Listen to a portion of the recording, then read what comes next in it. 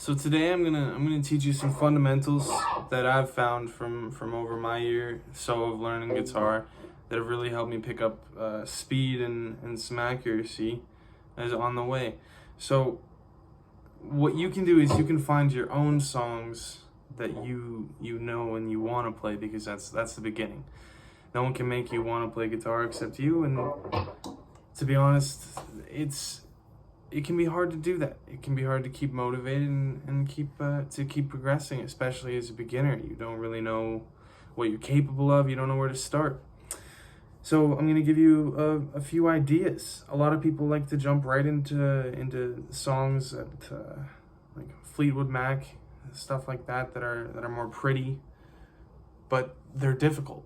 The chords that you have to hold, the shaping, it's not easy to enjoy doing something difficult all the time.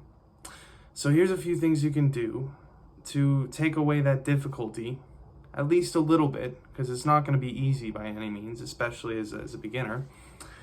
But take away a little bit of that difficulty, and you can still play some songs and still enjoy playing, enjoy how you sound. So one thing that a lot of people don't actually know, you might know it already, but it's good if you do, but every fifth fret in standard tuning is going to sound the same as the open string underneath it. So it'll be a little bit hard to hear with my distortion, but right, that's the E string and the A string. So you can do that with all of the strings,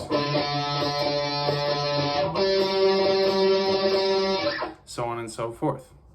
So if you ever want to know how to tune your guitar, that's the best way to do it, but you have to know what the E string sounds like to do that. So that is one of the most important things, and because of that being true, you can then find the 10th fret is going to sound the same as this 5th. Right? Sorry, this 5th, 10th is going to sound the same as this 5th. So now that you have a basic understanding of that, you can actually turn that into the same thing with power chords. So this power chord here, with the root note on the 5th, it's going to sound the same as this open.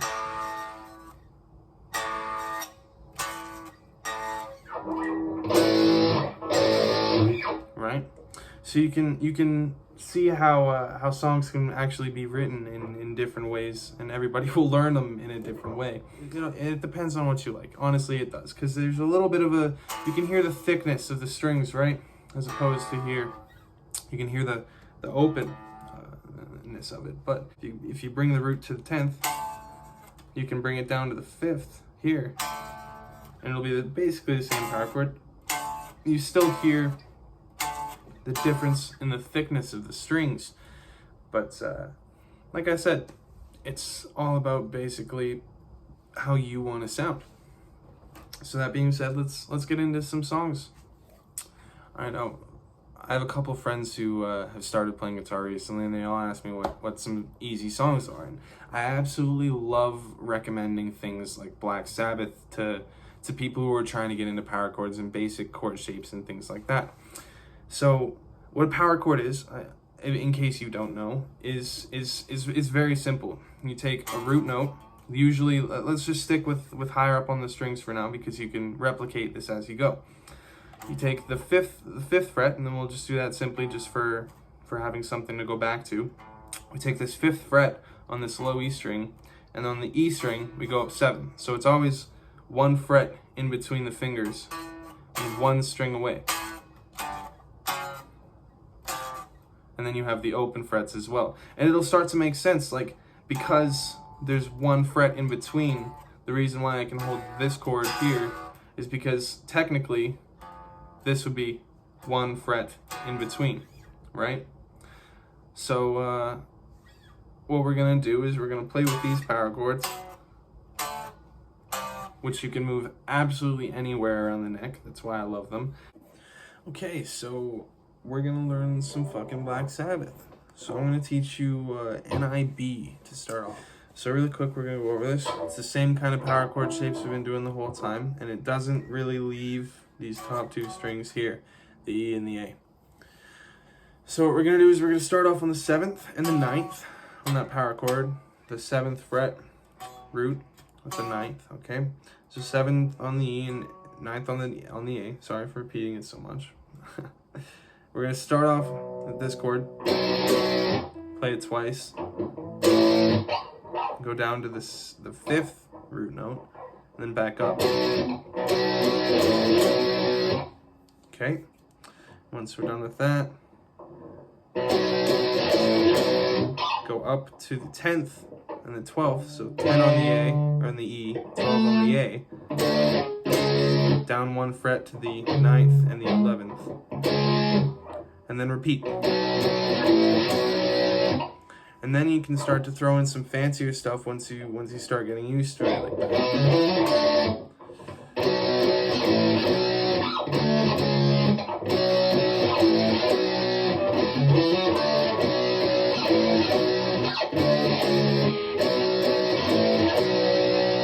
So you can see there's some stuff you can do with it to play around with it as well. But what I want you to do is I want you to really focus on just getting this. Once you have that, it's honestly super simple because it's literally just repetition.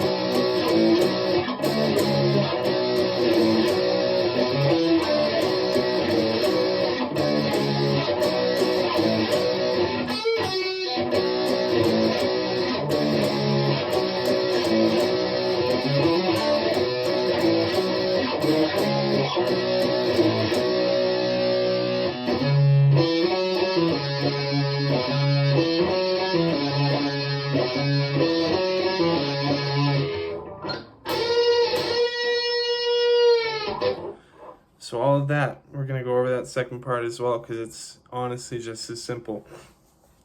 So what we're going to do for that second part after you've got everything nailed, and I want you to go over it and over it again until you can consistently play that without really missing the frets, okay? So you don't have to worry about your speed too much. You can go as fast as you want. It really doesn't matter, honestly. Just play it, have fun with it, do you, okay? And then for that second part, I'll teach you the fancy bits after. For that second part, we're gonna go, so that's 7, hammer on 9 on the E string. And you're gonna wanna make sure you hammer that on because it sounds different. It sounds a little bit different, right? So you literally just fret that 7th, and then slam down your ring, or you can use your pinky, whatever, right? And then you come down to the 7th on the A string, and the same thing, except you pick that second note on the 9th. And then you pick it again, so we're picking that 9th twice, and then you hammer on to the, or pull off, sorry, to the 7th. You want to make sure that's a pull off, so you're picking once on the 9th, and then just pulling off to the 7th. And then when you pull off to the 7th, you're going to want to hammer back on the 9th of the E.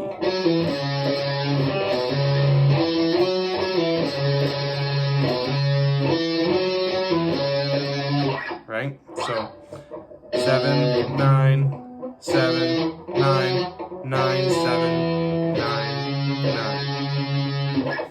So that's as simple as it comes. You got that, right? That is how you play N.I.B. So the fancy bits, we're going to go through that right now really quick.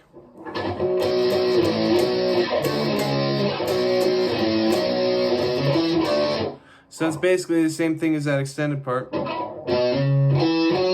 right? Except instead of going, you're going to go.